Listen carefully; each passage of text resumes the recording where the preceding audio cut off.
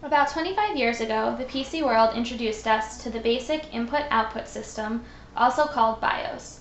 Since then, it's been sitting on the motherboard of all PCs, initializing hardware and booting up operating systems, like Windows, Mac OS X, and Linux. Today I'm here with Joanna of TuneUp to discuss BIOS and an up-and-coming competitor to this software called UEFI. Thanks for taking the time to chat with us today, Joanna. My pleasure. So I know BIOS is the standard for most PCs. Can you tell us a little bit about this? Of course.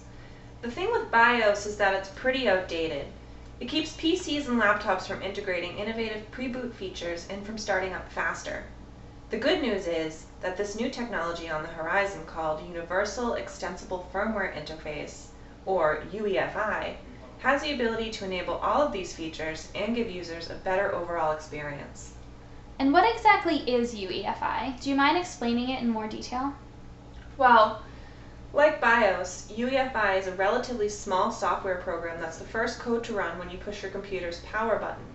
It checks all PC hardware components like hard disks and graphic cards, then initializes these devices and launches the bootloader.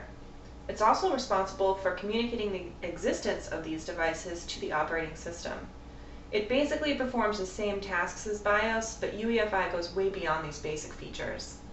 I see. Can you tell us a little bit about how it does this? What's so special about UEFI? A lot, actually. For example, UEFI can be customized. If hardware manufacturers invest some time into it, UEFI can provide users with pre-boot environments that not only look great, but are also highly usable. For example, Asus implemented an attractive, highly functional UEFI utility in its latest upcoming motherboards. The first screen users will see when they enter the Asus UEFI environment has built-in mouse support and high-resolution graphics and sound. Wow, that seems to be a far cry from the standard BIOS interface we've all gotten used to, which is 16-color keyboard only. It sure is. There are more benefits too, like its processor-independent architecture. While BIOS is limited to the Intel x86 architecture, UEFI is designated to run on virtually all processors.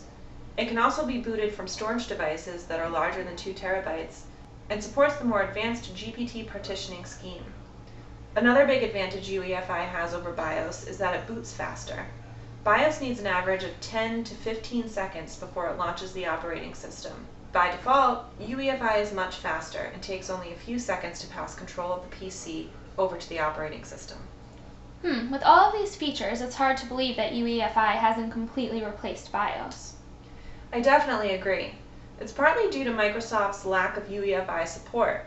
Windows Vista was the first platform that was able to read UEFI data, like the hardware device list. But UEFI support only exists for 64-bit systems, and with Service Pack 1.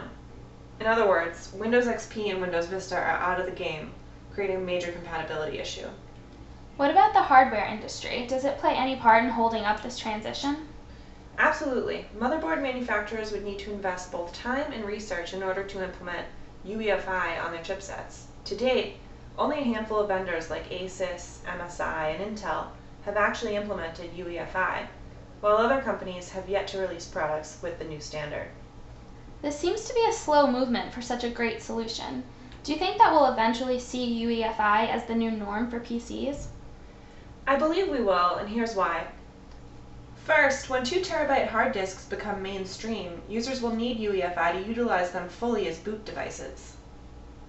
Second, users are getting accustomed to the idea of PC-like devices that offer an instantaneous on-off experience.